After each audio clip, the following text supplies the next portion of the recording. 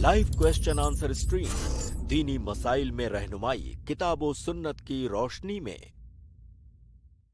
अस्सलामु अलैकुम वरहमतुल्लाहि वबरकातुहू। अल्हम्दुलिल्लाहि रब्बिल आलमीन वस्सलातु वस्सलामु अला रसूलिहिल करीम व मन तबिअहुम बिइहसानिन इला यौमिद्दीन अम्मा बाद। आप तमाम भाइयों और बहनों का इस्तकबाल है हमारी आज की इस लाइव स्ट्रीम में। ये हमारी लाइव क्वेश्चन आंसर्स की स्ट्रीम है और इस हफ्ते की ये हमारी आज की दूसरी स्ट्रीम है। आज भी हमारे साथ इंशाअल्लाह फ़ज़ीलतुल डॉक्टर मोहम्मद नसीम मदनी हफ़िज़हुल्लाह होंगे और शेख मोहतरम आप लोगों के सवालात के जवाब देंगे। अभी कुछ देर में हमारी लिंक कमेंट में पेस्ट कर दी जाएगी इंशाअल्लाह सवालात के लिए, तो आप इंशाअल्लाह उस लिंक से ज्वाइन हो सकते हैं और सवालात कर सकते हैं। आइए जब तक शेख मोहतरम को ऐड करते हैं, इस्तकबाल करते हैं और फिर सवालात का सिलसिला शुरू करते हैं। अस्सलाम वालेकुम रहमतुल्लाहि व बरकातुहू। वालेकुम अस्सलाम व रहमतुल्लाहि व बरकातुहू। कैसे हैं शेख आप? अल्हम्दुलिल्लाह, कैसे हैं आप? अल्हम्दुलिल्लाह, अल्लाह का शुक्र है। बहुत शुक्रिया शेख वक्त देने के लिए। इजाज़त हो तो सवालात का सिलसिला शुरू करते हैं। जी बिस्मिल्लाह। तो आज के सबसे पहले गेस्ट है सिस्टर सना फातिमा। मैं आपको ऐड कराऊँ, आप अपना सवाल करें। जी सना फातिमा। अस्सलाम वालेकुम। वालेकुम अस्सलाम रहमतुल्लाहि व वालेकुम बरकातुहू। अस्सलाम व रहमतुल्लाहि। सर मेरा सवाल ये था कि जैसे कोई हम बीमार हो गए और फिर दवाई खाई, अल्हम्दुलिल्लाह सही हो गए, या जब बच्चे मेरे बीमार होते हैं तो हम ऐसे बोल देते हैं ठंडा खाया था बीमार हो गई, तो ये जो कलिमात हमारे मुंह से निकल जाते हैं बाज़ी टाइम, तो ये शिर्क में ऐड हो जाते हैं? क्योंकि खैर भलाई सेहत तंदुरुस्ती बीमारी सब अल्लाह ताला के हाथ में है। क्या कहा उन्होंने शेख? जैसे कोई बीमार हो जाते हैं तो मतलब अगर कोई ये कहे कि भाई ये बीमार हो गए हैं, इस तरह का यानी कोई जुमला कहे बीमारी से मुताल्लिक, तो क्या ये गुनाह में आएगा? क्योंकि बीमारी सेहत तंदुरुस्ती अल्लाह रब्बुल आलमीन की जानिब से होती है। बिस्मिल्लाह अल्हम्दुलिल्लाह वस्सलातु वस्सलामु अला रसूलिल्लाह। देखिए, शिर्क और कुफ्र का मसला इतना आसान नहीं है कि किसी भी बात पर ऐसे ही शिर्क का हुक्म लगा दिया जाए। अगर कोई बीमार होता है तो यही कहा जाएगा कि बीमार हो गया है, या मैं बीमार हो गया हूँ, फला बीमार हो गया है। बीमार हो जाने का ये मतलब थोड़ी है कि मैं इस बात से इनकार कर रहा हूँ कि अल्लाह ने बीमार नहीं किया है, मैं खुद बीमार हो गया हूँ। जाहिर है, चाहे बीमारी हो, तंदुरुस्ती हो, सेहत हो, ये सब अल्लाह रब्बुल आलमीन के हुक्म के बगैर नहीं हो सकते।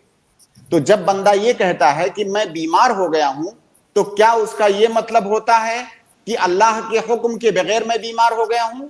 जाहिर है उसका ये मतलब नहीं होता है।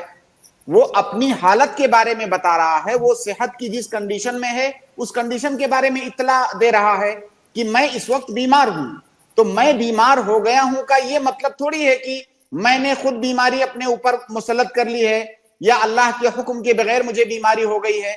नऊज़ बिल्लाह मिन ज़ालिक। अगर किसी का ऐसा इरादा और कस्द है तब तो वो शिर्क होगा, लेकिन हर जबान का एक अपना उसलूब होता है। किसी भी जबान में ताबीरात का एक उसलूब होता है, और उर्दू जबान में ये कहना कि मैं बीमार हो गया हूं, इस उसलूब का ये माना नहीं होता है कि अल्लाह के हुक्म के बगैर मैं बीमार हो गया हूं, ये माना इसका नहीं होता है। लिहाजा छोटी छोटी बातों पर ये शक नहीं करना चाहिए कि ये शिर्क तो नहीं हो गया, कुफ्र तो नहीं हो गया, क्योंकि ये इस तरह से शैतान का दरवाजा खोलता है, वसवसे का दरवाजा खोलता है। तो इसमें कोई मजाका नहीं है जुमला कहने में। जी एक और सवाल पूछ सकती हूँ? जी जी पूछ लीजिए। अच्छा, ये जो उल्मा होते हैं तो हाँ आलिम और उल्मा क्या एक ही कहलाते हैं? जो कहते हैं उल्मा देखिए, को फॉलो करो, उल्मा के हिसाब से उसमें रहो। आप ये उर्दू पढ़ी लिखी हैं कि नहीं? नहीं सर, मैं नहीं पढ़ी। हिंदी मीडियम इंग्लिश स्कूल है। इंग्लिश पढ़ी जी हैं? जी हाँ, हिंदी इंग्लिश पढ़ी और हैं? हिंदी। जी जी जी। सिंगुलर और प्लूरल पता है आपको? हाँ जी, हाँ पता है। तो आलिम ये सिंगुलर है और अच्छा उलमा ये प्लूरल है। प्लूरल, जी प्लूरल जी। वाहिद वाहिद जमा वाहिद है। जमा जिसको कहते हैं। अच्छा, तो वो अलग है। हाँ, हाँ, हिंदी में क्या बोलते हैं? बहुवचन और क्या? बहुवचन और एक वचन। एक हाँ, एक वचन और वचन। तो हाँ, आलिम आलिम एक वचन है और उलमा ये बहुवचन है। बहुवचन।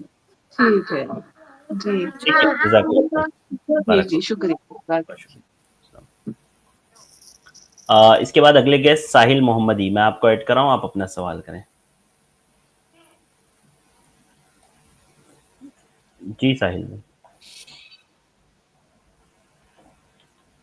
محمدی، آپ کو اگر آواز آ رہی ہے تو جلدی سے انمیوٹ کریں، جلدی سے اپنا سوال پوچھیں بھائی.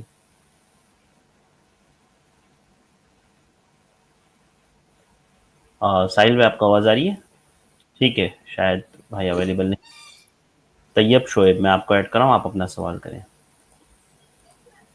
جی السلام علیکم. وعلیکم السلام ورحمۃ اللہ وبرکاتہ. میرا سوال لائٹ سے متعلق ہے. جیسے کہ آج کل ہمارے معاشرے میں مطلب دینداری لوگوں کے بارے میں آپ سے سوال کرنا چاہ رہا ہوں. جیسے کہ جی گھر جی پر کوئی کام ہوتا ہے، جیسے کہ زیادہ پاور جیسے لائٹ خرچ کا کام ہوتا ہے، جیسے بیلڈنگ کا کام ہو رہا ہے، یا اس طریقے سے کوئی جی گھر میں ماربل وغیرہ کا کام ہو رہا ہے، تو یہ دیکھا جاتا ہے کہ وہ جو لائٹ کا جو تار ہوتا ہے وہ اپنے میٹر میں مطلب یعنی کہ اپنے گھر میں لگانے کے بجائے ایک پول پر یعنی کہ سرکاری لائٹ پر وہ ڈال دیا جاتا ہے، جس سے لوگ اپنے گھر میں کام کراتے ہیں، یا جو بھی ایسے بجلی کا مطلب یہ ہے کہ ایک طریقے سے چوری کا معاملہ ہوتا ہے. تو اس بارے میں شیخ مطلب جیسے کہ یہ تو سرکاری ہے لیکن آدمی پھر ڈرتا تو ہے لگانے میں، لیکن یہ کام کرتا ہے. اس بارے میں تھوڑی وضاحت فرمائیں، مطلب کس درجے میں مطلب یہ چوری ہے. دیکھیے جی یہ چوری ہے، اور یہ دوسرے کا حق بغیر کسی حق کے مارنا ہے، اکل اموال الناس بالباطل ہے. دیکھیے چوری دو طرح کی ہوتی ہے. ایک چوری تو وہ ہوتی ہے جو ہم کسی فرد سے چوری کرتے ہیں، کسی خاص انسان کا مال ہم نے چوری کر لیا، اس کا حق مار لیا، یہ بھی چوری ہے. اور ایک چوری وہ ہے جو حقوق عامہ جو ہیں ان کی چوری کی جائے. جیسے بجلی جو ہے کسی خاص آدمی کا نہیں ہے لیکن یہ حق عام ہے، اور کئی دفعہ حق عام پر غصب ڈالنا یا اس کی چوری کرنا یہ کسی خاص آدمی کے مال کے چوری کرنے سے بھی بڑا ہوتا ہے. تو اگر کوئی جو طریقہ آپ بتا رہے ہیں اس طریقے سے اگر کوئی بجلی چوری کرتا ہے تو چوری کے ہی جرم میں آئے گا، یہ چوری کے زمرے میں آئے گا، اور یہ جرم ہے، یہ جائز نہیں ہے قطعاً بھی. جیسے اگر اپنے کوئی قریبی ہوں تو ان کو کیسے سمجھایا جائے؟ جیسے وہ جو ہے گھر پہ جیسے کام چل رہا ہے جیسے کسی چیز کا، تو وہ یعنی کہ پول وغیرہ پر یا لٹھے پر وہ تار ڈال دیں بھائی اور اپنے گھر کا کام کرائیں. ان کو بتائیے کہ یہ چوری ہے. مطلب کیا یہ سمجھانے کے لیے یہ بتانا کافی نہیں ہے کہ جو آپ کر رہے ہیں چوری ہے؟ اور اگر وہ پھر بھی نہیں مان رہے ہیں تو اس کا طریقہ یہ ہے کہ آپ رپورٹ کر دیجئے. جو الیکٹرک ڈپارٹمنٹ ہے اس میں آپ رپورٹ کر دیجئے کہ فلاں آدمی چوری کر رہا ہے. پھر وہ آپ نہیں سمجھا پا رہے ہیں، وہ آئیں گے تو وہ قاعدے سمجھا دیں گے. جی جی جی جی جزاک اللہ. ٹھیک ہے، بارک اللہ فیکم، بہت شکریہ. ابو حمزہ، میں آپ کو ایڈ کر رہا ہوں، آپ اپنا سوال کریں. السلام علیکم ورحمۃ اللہ وبرکاتہ. وعلیکم السلام ورحمۃ اللہ وبرکاتہ. اس سے پہلے ایک بہن سوال کر رہے تھے، اس تعلق سے وہی کنفرم کرنا تھا کہ کیا حاملہ عورت جو اس کی رمضان کا روزے رکھنا چاہیے یا خالی فدیہ دینے سے اس کا وہ حل ہو، یا دودھ پلانے والی ماں؟ جی حاملہ اور مرضعہ کے تعلق سے سوال. اگر کوئی حامل یا مردے، حمل والی عورت یا دودھ پلانے والی عورت حمل کی وجہ سے یا رضاعت کی وجہ سے رمضان کے روزے چھوڑتی ہے تو اس کے بدلے میں وہ فدیہ دے گی، نہ کہ قضا کرے گی. حالانکہ مسئلہ اختلافی ہے، لیکن اس سلسلے میں بعض صحابہ کرام کے آثار وارد ہیں، جیسے کہ عبداللہ ابن عباس اور عبداللہ ابن عمر رضی اللہ تعالی عنہم کے آثار ہیں کہ ایسی عورت قضا نہیں کرے گی بلکہ ایسی عورت فدیہ دے گی. جی ابو حمزہ بھائی. جی سر، اس میں اختلاف ہے کہ مطلب ہاں بالکل جی. بعض علماء جیسے کہ مطلب اگر جب وہ رکھنے کی طاقت رکھتی ہے تو جب رکھ لینا بول کر اکثر بھی نہیں، رکھنے کی بھی گرچہ طاقت رکھتی ہے، لیکن اگر حمل کی وجہ سے یا رضاعت کی وجہ سے وہ روزے چھوڑ رہی ہے تو پھر اس کے اوپر قضا نہیں ہے بلکہ اس کا فدیہ ہے. فدیہ جب ہی دے دینا چاہیے یا رمضان کے بعد؟ ایسا کیسے؟ اس کو اختیار ہے، وہ جتنی جلدی دے دے اتنی وہ بہتر ہے. اس کا ایک دن کا کیا مطلب؟ ایک مسکین کو کھانا کھلانا. इसका मतलब देखिए पैसे देने मैं से या हाँ सिर्फ खाना खिलाना है? एक सेकंड जी वो चाहे तो बना हुआ खाना खिला दे और चाहे तो खाने के वो सामान दे दे जिससे खाना बनता है और वो बना करके खुद खा ले मिस्कीन। दोनों तरीके जायज हैं। पैसा ना दे, वो पैसा ना दे, खाने खिलाने की बात आई है तो या तो बना हुआ खाना दे दे या तो खाने का सामान दे दे। और उसकी दलील देखिए, मैंने खोला है, अब मैं आपको बता देता हूं। नाफे मौला इब्ने उमर की रिवायत है, वो कहते हैं कि कानत बिन्तुन ले इब्ने उमर तहत रजुल मिन कुरैश वकानत हामिलन फ़असाबहा आतशुन फी रमज़ान फ़अमरहा इब्न उमर अन तुफ्तिरा व तुतइमा अन कुल्लि यौमिन मिस्कीना। तो उनकी बेटी थी इब्न उमर की, हमल से थी, उनको प्यास लगी रमजान में, तो उन्होंने हुक्म दिया कि वो इफ्तार कर लें और हर एक दिन की जानिब से एक मिस्कीन को वो खाना खिलाएं। जी जज़ाकल्लाह खैर अहसन जी। बारकल्लाहु फीकुम, बहुत शुक्रिया भाई, जज़ाकल्लाहु खैर। और इसके बाद शेख माहीन, मैं आपको ऐड कर रहा हूँ, आप अपना सवाल करें। जी शेख माहीन, आप अपना सवाल करें जल्दी से। जी अस्सलाम वालेकुम रहमतुल्लाहि व बरकातुहू। वालेकुम अस्सलाम व रहमतुल्लाहि व बरकातुहू।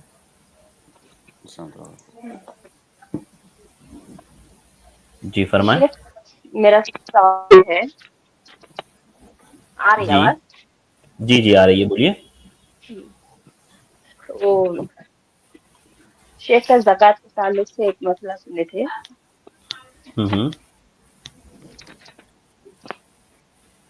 जी बोलिए ना। हाँ बता रही हूँ। जी जैसे ज़कात के ताल्लुक से कि हर औरत अपने जेवर की जिम्मेदार होती है। मिसाल के तौर पर जैसे एक वालिद है जिसने अपनी बीवी को कुछ जेवर दिया और अपनी 2 बेटियों को कुछ जेवर दिया, तो अब बेटियां और बीवी खुद उसकी मालिक होंगी, इस तरह शेख ने बताया था दर्स में। जी और अगर वो और जैसे मिसाल के तौर पर उनके पास 5 तोला सोना रहा, तीनों का निसाब को नहीं पहुंचा है उनका जेवर, और अब उस पर ज़कात वाजिब नहीं होगी। लेकिन अगर वो बाप जो चाहता है, अगर उसको कुछ पैसों की जरूरत पड़े, तो वो अपनी बीवी और अपने बच्चों का जेवर बेचकर पैसा बनाकर अपनी जरूरत पूरी कर सकता है। तो इसका मतलब ये हुआ कि बाप जिम्मेदार हुआ उन जेवरात का। और फिर जैसे बेटियां खुद तसर्रुफ नहीं कर सकते अपने जेवरात में अपने वालिदैन की इजाजत के बगैर। जी शेख। शुरू का इनका सवाल मैं नहीं सुन सका, मैं जितना सुना हूं उसको बताता असल हूं। में सवाल जी शेख, असल में इन्होंने इब्तिदा में यही बोला है शेख कि जैसे कि आपने बताया था कि अगर कोई शख्स बीवी बच्चों को जेवर दिलाता है तो बीवी का अपना होगा, बच्चों का अपना होगा, बेटियों को, और जो है वो सब मिला करके निसाब को नहीं पहुंच रहा है। लेकिन वो कह रही हैं कि जैसे शौहर है, अब शौहर जब चाहे वो बेटियों का या बीवी का सोना लेकर के बेच करके पैसे की अगर ज़रूरत हो तो उसको इस्तेमाल कर सकता है। तो इस एतबार से तो मालिक शौहर हो गया उसका उन जेवरात का।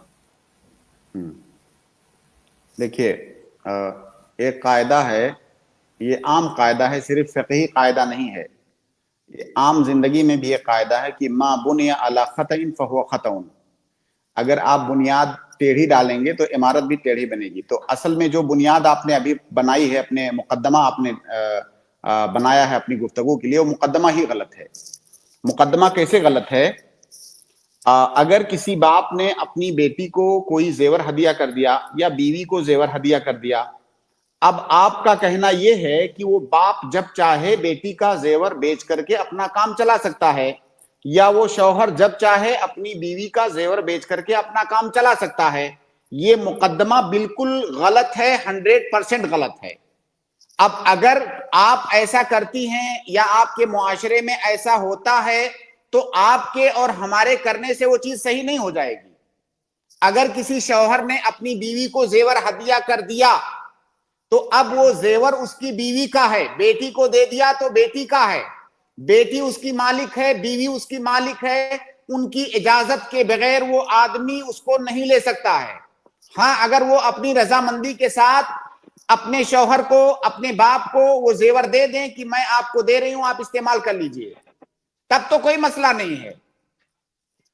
ला यहिल्लु मालु इम्रिइन मुस्लिम इल्ला अन तीब नफ्सिन मिन्हु, ये आम कायदा है शरीयत में कि किसी दूसरे का माल किसी दूसरे के लिए उसी वक्त हलाल होगा जब वो अपनी रजामंदी से तीबे खातिर के साथ वो माल दूसरे को दे दे। तो जब उसने बीवी को हदिया कर दिया, बेटी को हदिया कर दिया, तो वो कैसे इस्तेमाल कर सकता है उसको? तो आपने जो मुकदमा कायम किया कि वो इस्तेमाल कर लेता है, भाई वो कर लेता है तो गलत करता है, उसके कर लेने से शरीयत का हुक्म थोड़ी बदल जाएगा। तो वो जो माल है, बीवी का जेवर है या बेटी का जेवर, वो उनकी अपनी मिल्कियत है, उनकी इजाजत के बगैर दुनिया का कोई भी इंसान उसको इस्तेमाल नहीं कर सकता, कोई भी। सिर्फ यहां बाप की बात नहीं है, दुनिया का कोई भी इंसान उस जेवर को उनकी मर्जी के बगैर इस्तेमाल नहीं कर सकता, मुकम्मल तौर से वो उसकी मालिक हैं। लिहाजा जिस माल का जो इंसान मालिक है उसी के ऊपर उस माल की ज़कात वाजिब होगी, किसी और के ऊपर वाजिब नहीं होगी।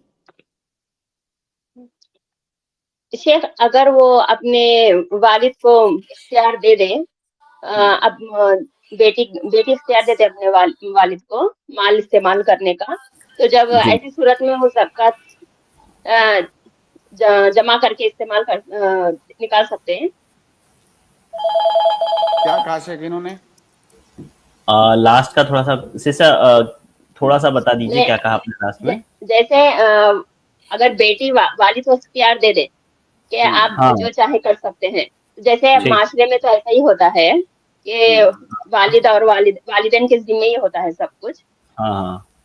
जब ऐसी सूरत में बीवी और बच्चों का सबका मिलाकर ज़कात निकाल सकते हैं। असल में जब मुआशरे का हवाला देंगी ना, हमारे मुआशरे में इन चीज़ों से मुताल्लिक जो मेरा मुशाहदा है, तकरीबन 90% चीज़ें गलत होती हैं, तकरीबन। और मैं ये बात साबित कर सकता हूँ, ये बात मैं सबके सामने साबित कर सकता हूँ कि इन मसाइल में 90% गलत करते हैं लोग। देखिए, जो बेटी का माल है, अगर बेटी अपने बाप से ये कहती है कि अब्बू आपको जब जरूरत होगी मुझसे ले लीजिएगा, ठीक है, इससे उस माल की मिल्कियत बाप को मुंतकिल नहीं होती है। उसने गोया कि अपने बाप से यह वादा किया है कि जब आपको जरूरत होगी आप मुझसे ले लीजिएगा, मैं आपको दे दूंगी। एक बात हुई, ये हुई। ऐसी सूरत में बिल्कुल भी माल की मिल्कियत बाप को मुंतकिल नहीं हुई। दूसरा ये कि बेटी ऑन द स्पॉट बाप को फौरन अपने जेवरात दे रही है कि अब ये जो जेवरात आपने मुझे दिए थे मैं आपको दे रही हूं अपनी मर्जी के साथ, अब ये आपका, आप जो चाहें इसमें करें। अब जाहिर है ये मिल्कियत दोबारा बाप के पास मुंतकिल हो गई। जब ये मिल्कियत बाप के पास मुंतकिल हो गई तो अब दरमियान में बेटी को लाइए ही मत कि अब ज़कात का मसला है तो क्या वो बेटी का माल है कि बाप का। बेटी को आप निकाल दीजिए दरमियान से, क्योंकि बाप को दोबारा वो माल आ गया, अब उसका मालिक बाप है। अब बाप अपने माल के साथ उस माल की भी ज़कात निकालेगा। तो बात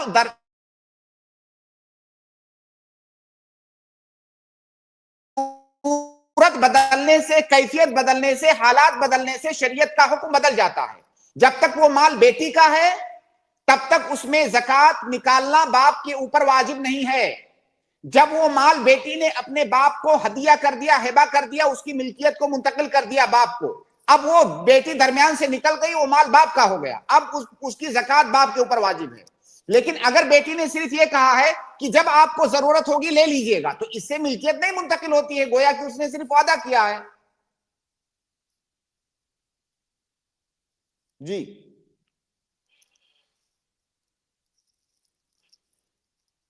जी सिस्टर, आपको आवाज आ रही है? एक मिनट, मैंने म्यूट किया था आपको। जी जी फरमाएं। जी हाँ, आपकी तमाम बातों से मुत्तफिक शेख में, लेकिन माशरे का जो माहौल है, उनके जो सवालात है उसके ताल्लुक से मैं कंफ्यूज को दूर करना चाह रही थी। और एक और सवाल शेख, कि अगर जैसे सुनार की दुकान पे स्कीम जैसे चलता है, महीना जितना भी वो फिक्स होता है स्कीम में, जितना भी पैसा भरना रहता साल भर या जितना भी वो टाइम रखते हैं, और उसके बाद जब मुद्दत मुकम्मल हो जाती है तो वो सोना देते हैं या फिर पैसे की शक्ल में वापस करते हैं। तो इस तरह क्या वो सोना लेना जायज होगा या पैसा लेना जायज होगा? और वो क्या? सोना नहीं, उस दिन के जी जो जिस दिन स्कीम शुरू हुई थी उस दिन से वो सोने की कीमत लगाते हैं। देखिए, सोने की कीमत कब के हिसाब से लगाएं इससे कोई फर्क नहीं पड़ता है। जिस दिन स्कीम शुरू हुई थी उस दिन के एतबार से कीमत लगाएं, या जिस दिन वो सोना ले रहा है वो इंसान उस दिन की कीमत लगाएं, इससे हुक्म पर कोई असर नहीं पड़ता है। अगर पैसा दे करके आप सोना खरीद रहे हैं तो उसे किस्तों में खरीदना जायज नहीं है। सीधा और सिंपल इसका तरीका यह है कि मुकम्मल रकम एक बार में दीजिए, मुकम्मल सोना एक बार ही में फौरन ले लीजिए। दोनों जानिब से किसी एक तरफ से उधार नहीं किया जा सकता। अल्लाह के नबी सल्लल्लाहु अलैहि वसल्लम की हदीस है, अबू सईद खुदरी रज़ियल्लाहु ताला अन्हु की रिवायत है, उबादा इब्न सामित रज़ियल्लाहु ताला अन्हु की रिवायत है, और भी कई रिवायतें हैं कि अज़्ज़हबु बिज़्ज़हबि वल फिद्दतु बिल फिद्दति वल बुर्रु बिल बुर्रि वश्शईरु बिश्शईरि व तमरु बित्तमरि वल मिल्हु बिल मिल्हि मिस्लन बिमिस्लिन यदम बियदिन।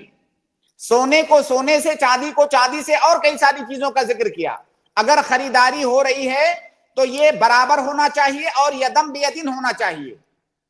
यदम बेयदिन का मतलब है एक हाथ से दिया दूसरे हाथ से लिया। अलकब्द फिल मजलिस, जिस मजलिस में हमारा ये मुआमला हो रहा है बैओ शिरा का, उसी मजलिस के अंदर तकाबुज होना ये जरूरी है। और पैसा चूंकि ये सोने चांदी के कायम मकाम है, जिस तरह से सोना चांदी को शरीयत ने करेंसी माना है उसी तरह से पैसा हमारे जमाने में करेंसी है।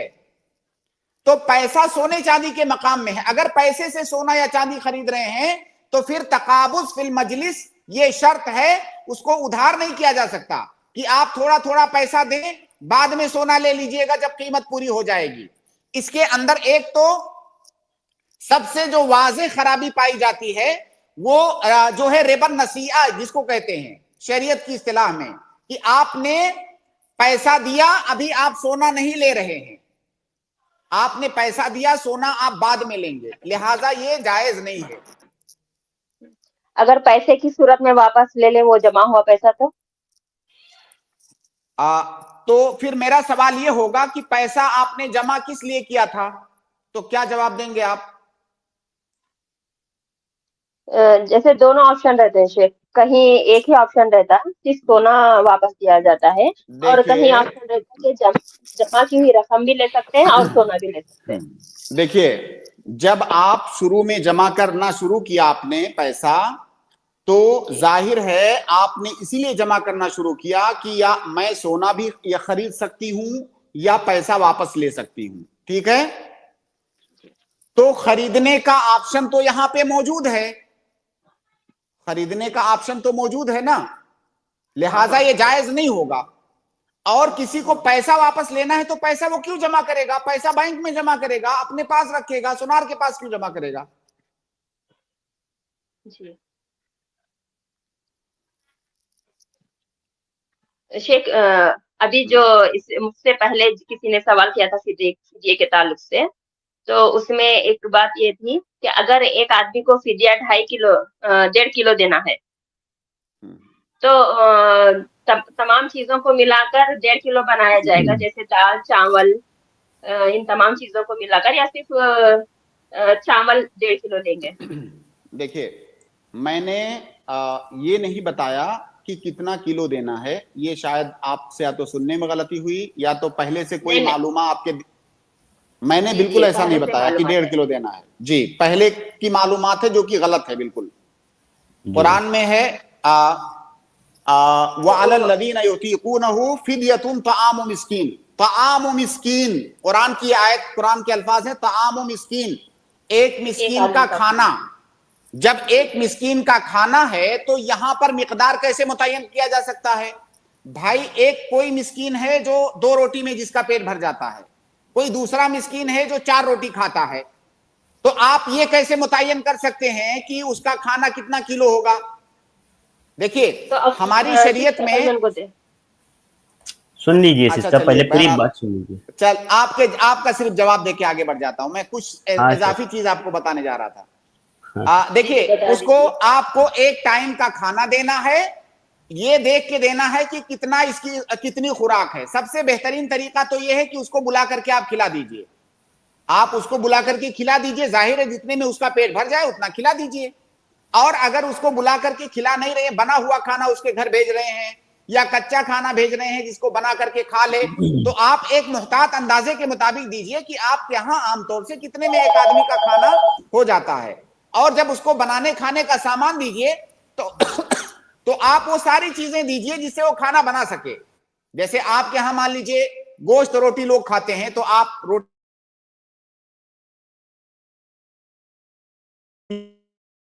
भी साथ में दे दीजिए ताकि वो बना करके खा ले।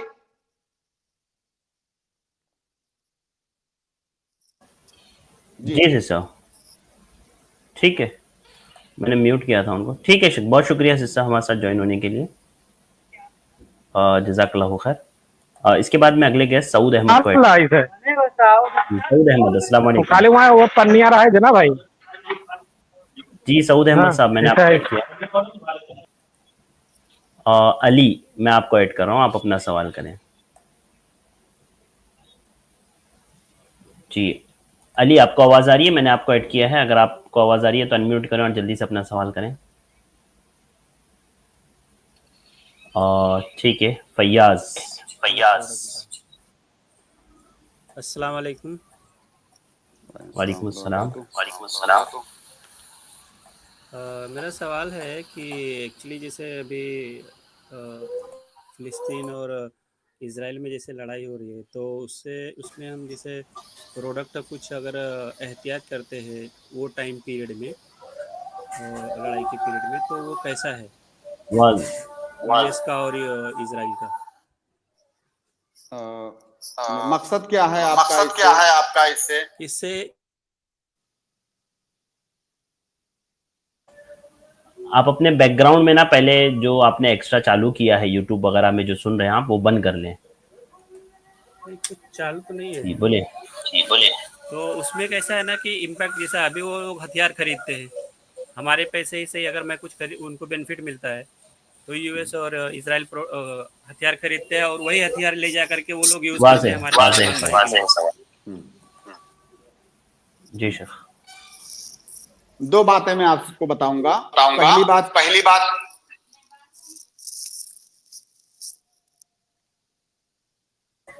जी बोलिए। जी शेख, दुश्मन के प्रोडक्ट का बाइकाट करना हमारी शरीयत में इस बात पर मबनी है कि उसमें मसलहत है या मफसदत है। हमारी पूरी की पूरी शरीयत और उसके तमाम के तमाम अहकामात जल्बुल मसालिह और दरुल मफासिद पर मबनी हैं।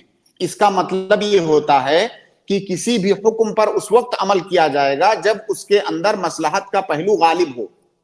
तो मसलहत और मफसदत को देख करके हम उस पर हुक्म लगाएंगे। अगर उस दुश्मन के प्रोडक्ट का बाइकाट करने से उस पर ज़र्ब लग रही है, उसका नुकसान है और हमारा फायदा है, उसका नुकसान और हमारा फायदा है, तो बिल्कुल बाइकाट करेंगे।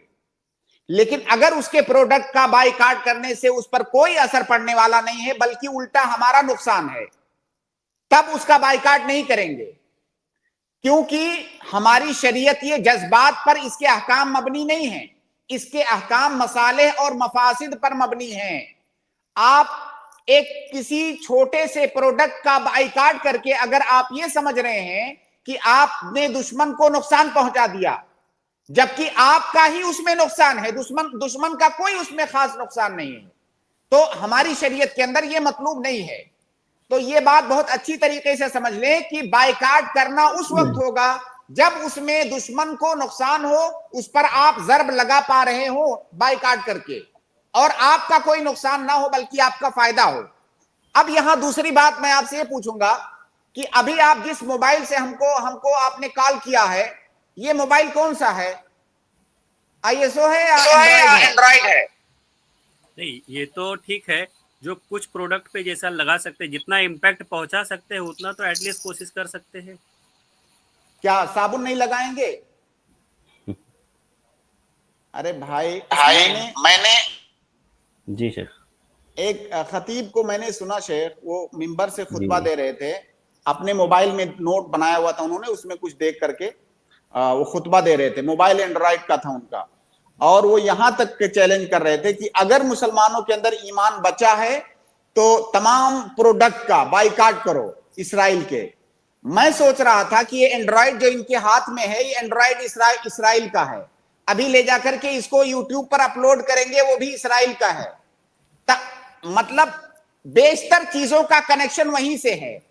तो अगर कोई अभी खड़े होकर के इसको बोल दे कि ये इख्वानी फिक्र जो आप नौजवानों के जहन में भर रहे हैं, जो जहर, क्या आपने कभी इसके बारे में सोचा है कि आप अपनी जबान से क्या बोल रहे हैं?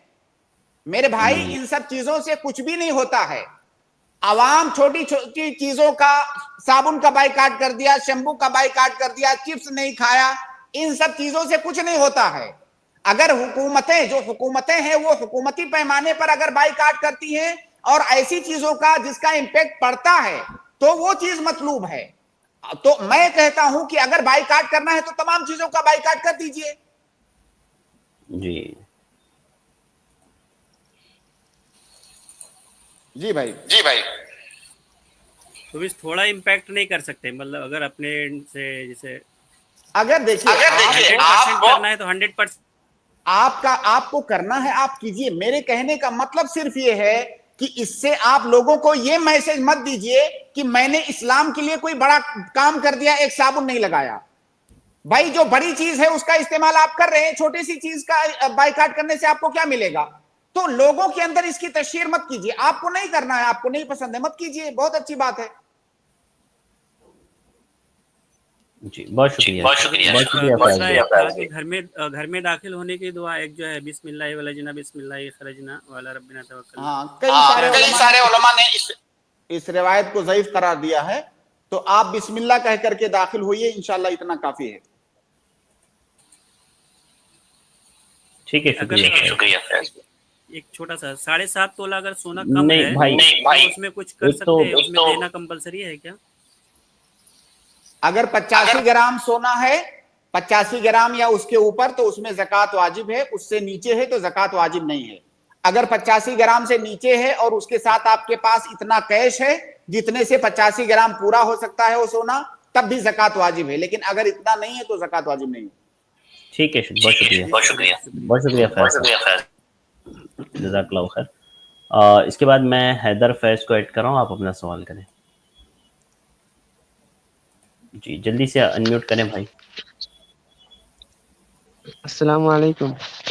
वालेकुम अस्सलाम। मेरा सवाल ये है कि शिर्क और तागूत में फ़र्क क्या है? अगर शिर्क और तागूत में फ़र्क क्या है? शिर्क और तागूत में फ़र्क क्या है शेख? जी भाई देखिए, शिर्क एक अमल है।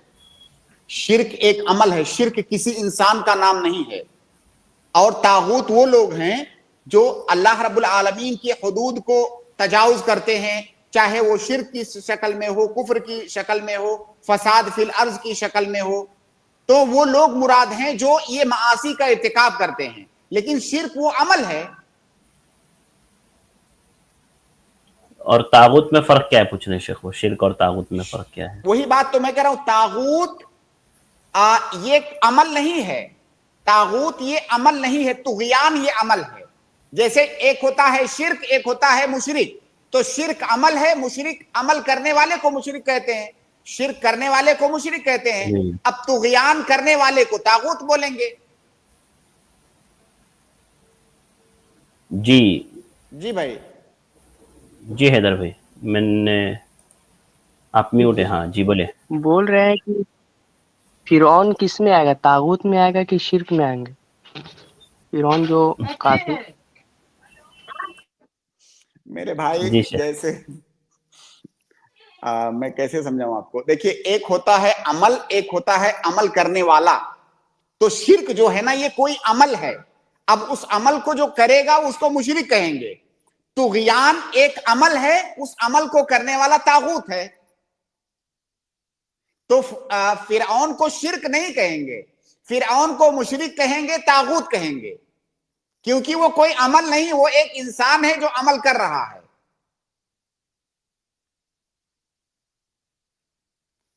जी भाई। शेख, मेरा सवाल یہ تھا کہ شرک کا مطلب کیا ہوتا ہے، مطلب اس سے شرک کا کون سا مطلب گناہ ہو ہوتا سکتا ہے ہے شرک کا؟ وہ تمام چیزیں جو اللہ رب العالمین کے ساتھ خاص ہیں، ان میں اللہ کے علاوہ کسی اور کو ساجی ٹھہرانا، شریک ٹھہرانا، یہ شرک ہے۔ کوئی بھی ایسی چیز جو اللہ کے لیے خاص ہے، اللہ کے ساتھ ہم نے کسی اور کو اس میں ساجی ٹھہرایا تو یہ شرک ہے۔ جی بھائی، سمجھ میں آئی بات یا نہیں؟ جی جی آئے۔ بات سمجھ میں آئی بھائی حیدر بھائی؟ جی جی ٹھیک ہے، چلیے، بہت شکریہ۔ بابا آپ اپنا سوال کریں جلدی سے۔ جی السلام علیکم، کیسے ہیں جی آپ؟ وعلیکم السلام ورحمۃ اللہ اچھا، وبرکاتہ، الحمدللہ۔ یہ هو الاول یعنی وہ ذات اس وقت تھی جب کوئی نہیں تھا، ٹھیک ہے جی۔ هو الآخر کا مطلب پھر یہ ہوگا کہ وہ اس وقت، وہ ذات اس وقت بھی ہوگی جب کوئی نہیں ہوگا، یعنی مستقبل کی بات ہو رہی نا۔ تو کیا جی مستقبل میں آخری جو وہ یہ آخر هو الآخر جب یہ پورا لاگو ہوگا تو کیا اس وقت کوئی مخلوق دنیا میں نہیں ہوگی، سب کچھ ختم ہو جائے گا، سب کچھ فنا ہو جائے گا؟ اس کا مطلب تو یہی ظاہر ہوتا ہے نا سر۔ نہیں، اصل میں تھوڑا سا مفہوم آپ نے اپنی طرف سے ملا دیا اس میں۔ هو الاول والآخر هو الظاہر والباطن الى آخر الحدیث یا الى آخر الآیہ۔ آخر کا مطلب یہ ہے کہ اس دنیا میں ہر چیز کو کبھی نہ کبھی فنا ہے۔ کیا ایک دن ایسا نہیں آئے گا جب آپ اس دنیا سے چلے جائیں گے یا میں اس دنیا سے چلے جاؤں گا؟ دنیا کی جتنی بھی مخلوق ہیں سب کو ایک دن فنا ہے، لیکن اللہ کو کبھی بھی فنا نہیں ہے۔ یہ اس کا مطلب ہے۔ آپ یہ کیوں سمجھ رہے ہیں اس کا مفہوم کہ ایک ٹائم ایسا آئے گا جو اینڈ ہوگا، کچھ بھی نہیں رہے گا، صرف اللہ رہے گا؟ یہ تو اس کا معنی نہیں ہے۔ اس کا معنی یہ ہے کہ اللہ کی ذات کو کبھی بھی فنا نہیں ہے، کبھی بھی فنا نہیں ہے۔ باقی جتنی بھی مخلوقات ہیں سب کو کبھی نہ کبھی فنا ہے۔ جی بابا بھائی بولیں، آپ انمیوٹ ہیں۔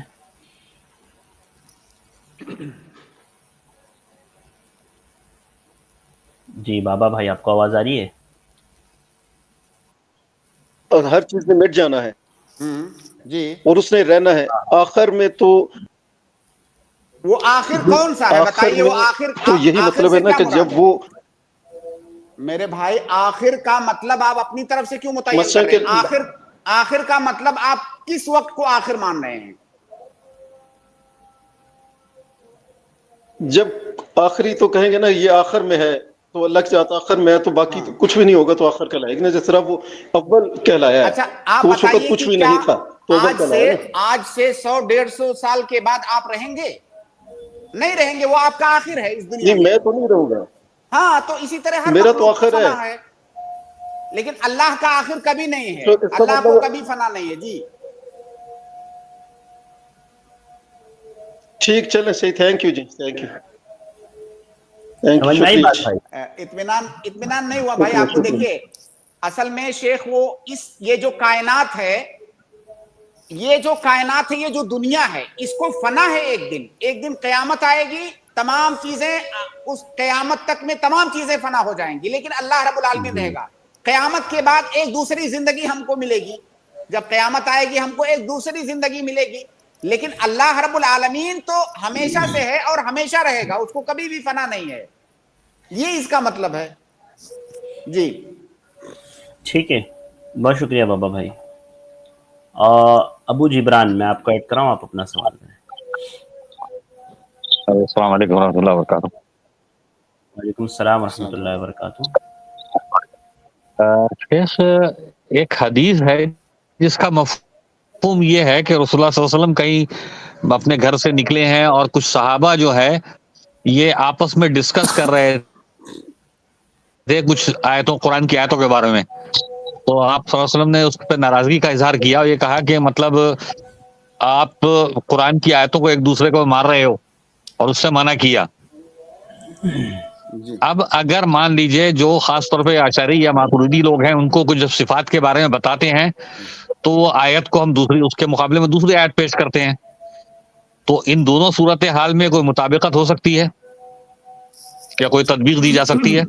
دیکھیے میں سوال بہت قاعدے سے نہیں سمجھ سکا آپ کا. اگر وہ حدیث کا آپ حوالہ بتائیں گے تو زیادہ اچھی طریقے سے بات ہو پائے گی, تاکہ وہ حدیث ہم سامنے رکھیں. ہم میں نے حدیث کا حوالہ لکھا تھا لیکن وہ غائب ہو گیا ہے میرے پاس سے کہیں. میں دوبارہ اس کو واقعہ ذکر کر دیتا ہوں کہ مطلب وہ آپ صلی اللہ علیہ وسلم نے باہر نکل کے دیکھا. جی عمومی بات یہ ہے کہ قرآن کی بعض آیتیں بعض دیگر آیتوں کی تفسیر کرتی ہیں. اس کی مثالیں آپ کو جگہ جگہ ملیں گی. کہیں پر کوئی آیت مطلق ہے, دوسری جگہ پر اس کی تقیید آئی ہے. کہیں پر کوئی آیت مجمل ہے, دوسری جگہ پر اس کا بیان آیا ہوا ہے. کہیں پر کوئی واقعہ مختصر بیان کیا گیا ہے, دوسری جگہ پر اسی واقعے کو مفصل بیان کیا گیا ہے. تو قرآن کی بعض آیتوں کی تفسیر بعض دوسری آیتوں سے کی جاتی ہے, جس کو کی تفسیر بالماثور بھی کہا جاتا ہے. جو اللہ کے نبی صلی اللہ علیہ وسلم نے جس کا استعمال کیا, صحابہ کرام نے اس طریقے سے قرآن کی تفسیر کی. تو یہاں پر یہ نہیں کہا جائے گا کہ ایک آیت کو دوسری آیت سے ٹکرایا جا رہا ہے. یہ یہاں پر مقصود نہیں ہے. نہیں شیخ, ان کا سوال اصل میں میں جہاں تک سمجھ پایا ہوں نا, وہ یہ ہے, ان کا کہنا یہ ہے کہ اللہ کے نبی صلی اللہ علیہ وسلم نے یعنی اس معاملے میں اس طرح سے بحث و مباحثہ کرنے سے منع کیا ہے. وہ واقعہ کوئی ذکر کر رہے ہیں احادیث سے کہ بھئی آیتوں کو لے کر کے آپس میں لڑ رہے ہیں. تو بھائی نے یہ پوچھا ہے کہ جیسے اشعری ہے, ماتریدی ہے, یہ اللہ رب العالمین کے اسماء و صفات کے تعلق سے جس طرح کے عقائد رکھتے ہیں اور پھر آپس میں وہ دلائل جو ہے ایک دوسرے پر داغتے ہیں, تو اس سے متعلق شاید بھائی کا سوال تھا کہ وہ اس سے مشابہ ہے کیا اس واقعے سے جو بالکل نہیں مشابہ ہے بھائی. دیکھیے اشاعرہ ہوں, ماتریدیاں ہوں, معتزلہ ہوں, جہمیہ ہوں, جتنے بھی فرقے ہیں منحرف فرقے, اگر وہ اللہ رب العالمین کے اسماء و صفات کے بارے میں غلط عقیدہ رکھتے ہیں, قرآن و سنت کے خلاف عقیدہ رکھتے ہیں, تو ظاہر ہے ہم قرآن کی آیتیں پڑھ کر کے, اللہ کے نبی صلی اللہ علیہ وسلم کی حدیثیں پڑھ کر کے ان کو بتائیں گے, ان کو قائل کریں گے. تو اس میں تضارب کہاں ہے؟ اور ہمیں ان کے عقیدے کی تصحیح کرنے کے لیے یا ان کے شبہے اور اشکال کو دور کرنے کے لیے ہمیں وہ آیتیں پڑھنی ہوں گی. تو اس میں تضارب کون سا ہے؟ بلکہ یہ چیز تو مطلوب ہے. جی بھائی فرمائے ابو جبران بھائی. شیخ ایسا ہے, دیکھیے جیسے مان لیجئے وہ لوگ اللہ تعالیٰ کا ہاتھ نہیں مانتے, میں مثال کے طور پہ بتا رہا ہوں. اب ان کو یہ بتانا پڑے گا یا مائیت کے بارے میں تو کچھ گڑبڑ کرتے ہیں, تو ہم دوسری آیت قرآن کی اس کے مقابلے میں پیش کرتے ہیں, تو کیا یہ اسی حدیث کی زد میں آئے گا یا نہیں آئے گا؟ نہیں, بالکل نہیں, بالکل نہیں. ابھی آپ کا سوال ابھی اور زیادہ کلیئر ہوا. دیکھیے میں نے شروع میں ہی جو بات ایک عمومی بات بتائی ہے کہ قرآن کی ایک آیت کی تفسیر دوسری آیت سے ہوتی ہے. کہیں پر آپ کو وہ آیت تھوڑا اجمال کے ساتھ ملے گی. اب اس مجمل آیت کو لے کر کے اگر کوئی اشکال پیدا کر رہا ہے, شبہہ پیدا کر رہا ہے, تو اس کو سمجھانے کے لیے ظاہر ہے ہم اس دوسری آیت کو لائیں گے جہاں پر اس کا بیان ہے. قرآن کی وہ آیت آپ پڑھیں شیخ, جو آیت ہے متشابہات کے بارے میں, فَأَمَّا الَّذِينَ فِي قُلُوبِهِمْ زَيْغٌ فَيَتَّبِعُونَ مَا تَشَابَهَ مِنْهُ ابْتِغَاءَ الْفِتْنَةِ وَابْتِغَاءَ تَأْوِيلِهِ. دیکھیے قرآن کے بارے میں اللہ تعالیٰ نے کہا کہ اس کے اندر محکم آیتیں ہیں, اس کے اندر متشابہ آیتیں ہیں. متشابہ آیتوں کا کئی معنی ہے. ان معانی میں سے متشابہ کا ایک معنی یہ ہے کہ کہیں پر کوئی ایسی آیت یا کوئی ایسا کلمہ ہے جس کا معنی بہت زیادہ واضح نہیں ہے. تو متشابہ آیت کے بارے میں علماء نے یہ اصول بنایا ہے کہ متشابہ آیت کی تفسیر کرنے کے لیے یا اس کا معنی سمجھنے کے لیے ہمیں ان دوسری آیتوں کا سہارا لینا ہے جہاں پر اس تشابہ کو دور کیا گیا ہے اور اس کی تفصیل بیان کی گئی ہے. تو اگر ہم اس طرح کی دو آیتوں کو ایک ساتھ ذکر کرتے ہیں, ایک آیت متشابہ ہے, دوسری آیت میں اس تشابہ کو دور کیا گیا ہے, تو یہ یہاں پر یہ نہیں کہیں گے کہ دونوں آیتوں کو آپس میں ٹکرا رہے ہیں, بلکہ ایک آیت کی تفسیر کرنے کے لیے ہم دوسری آیت کو ذکر کر رہے ہیں.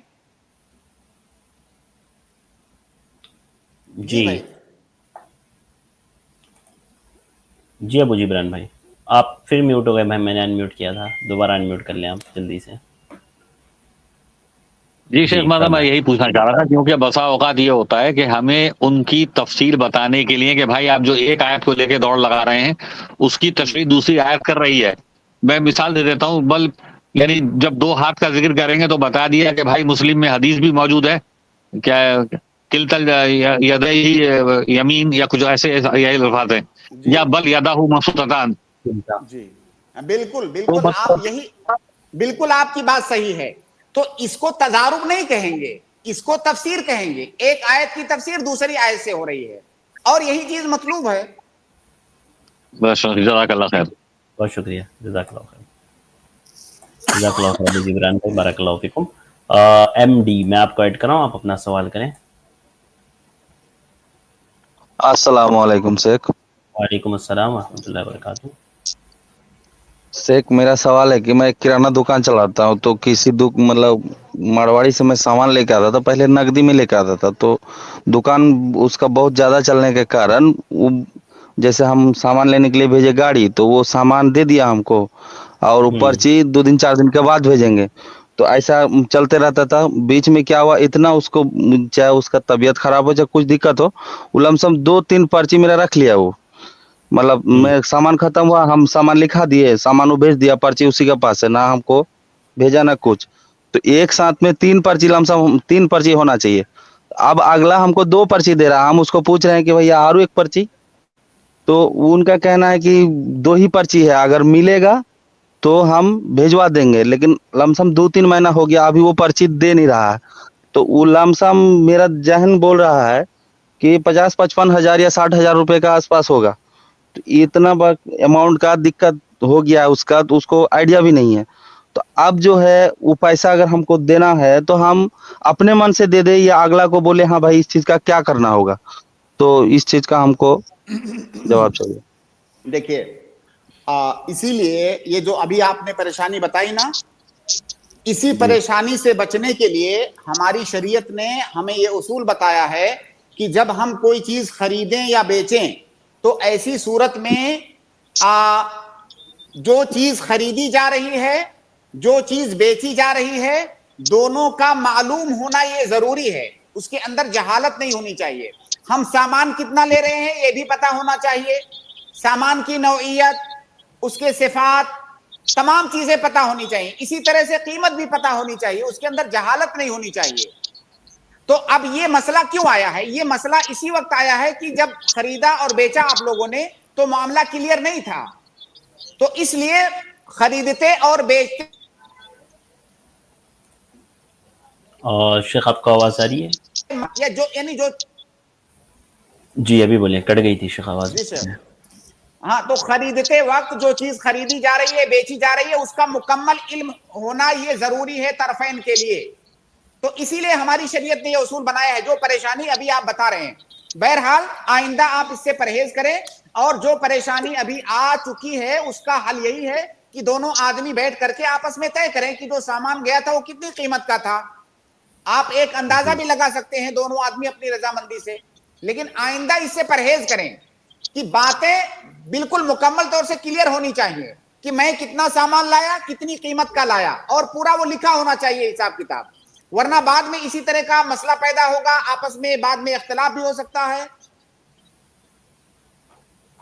जी शेख, बहुत शुक्रिया। जी ठीक है मोहम्मद भाई, एमडी।